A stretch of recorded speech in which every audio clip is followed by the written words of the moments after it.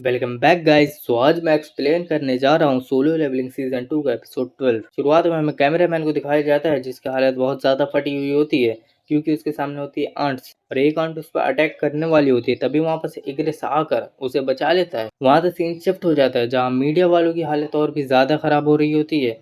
उनका मालिक कहता है कि कैसे कैसे एक आंट सारे एस रैंक हंटर्स को हरा रही है, अब सब खत्म हो चुका है। तभी उन्हें टीवी में कुछ दिखाई देता है और वो कहता है जल्दी से लाइव चालू करो। और जेजू आइलैंड में पहुंच चुका होता है अपना संग जिन्वू और तभी वो एक एक करके सारी आर्ट्स को खत्म करने लगता है और जिन्वू उन्हें मार कर उन्हें अपनी शैडो आर्मी में ज्वाइन कर लेता है। जिसके बाद कैमरामैन की हालत तो और भी ज्यादा खराब हो जाती है। फिर जिन्वू हंटर्स को हीलिंग पोशन देता है जिससे वो लोग हील हो जाते हैं और कहता है इसे जल्दी पियो। और चाह है इनकी हालत बहुत ही ज्यादा खराब होती है जिससे जिन्वू अपनी एबिलिटी से हील तक नहीं कर सकता था। और तभी एंट्री होती है द आंट किंग की और वो कहता है तुम्हारे किंग बाहर नहीं था, क्या यहाँ और कोई भी है जिसे तुम अपना किंग कहते हो? फिर बेरू जिन्वू से कहता है क्या तुम ही हो इनके किंग? जिन्वू और बेरू एक दूसरे के सामने खड़े हुए होते हैं। बेरू खूब तेजी से रोर करता है।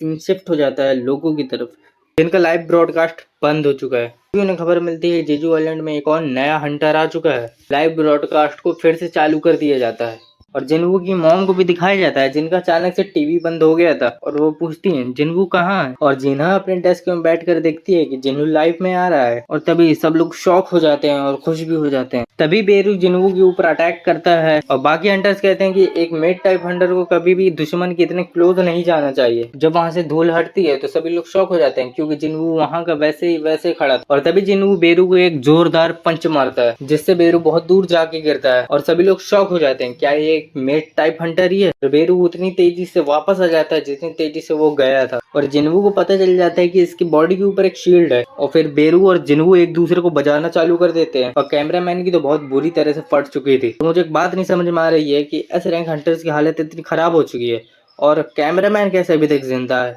आप लोग मुझे कमेंट में जरूर बताना। बेरू कहते हैं कि आखिर ये बंदा है कौन जो मेरी शील्ड को तोड़ रहा है?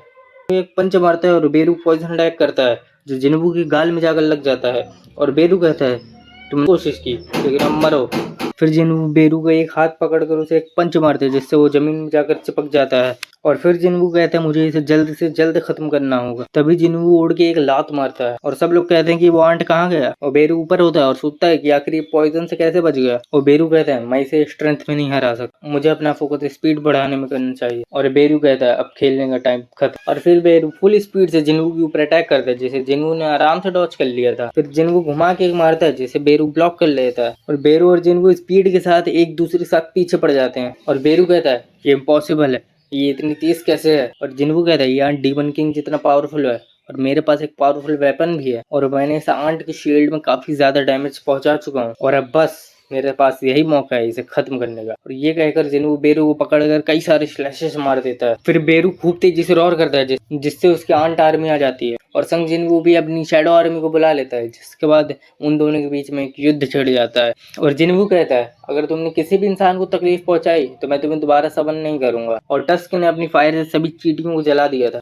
जिसे देखकर हंटर्स शॉक हो जाते हैं। फिर बेरू कहता है जब से मैं यहाँ पैदा हूँ मैं कभी भी नहीं हारा, मेरी कोई लिमिट नहीं है, मैं किंग हूँ। लेकिन बाद में बेरू सोचता है मैं जितनी दूर हो सकूं मुझे उतना दूर जाना चाहिए, मुझे बचना है। तो लगता है फिर जिन्वू अपनी एबिलिटी का यूज करके उसे जमीन में धंसा देता है। मैं तुम्हें ऐसे नहीं जाने दूंगा। और जिन्वू बेरू पर कई सारे स्लैशेस बरसा देता है जिसके बाद फाइनली जिन्वू बेरू को हरा देता है।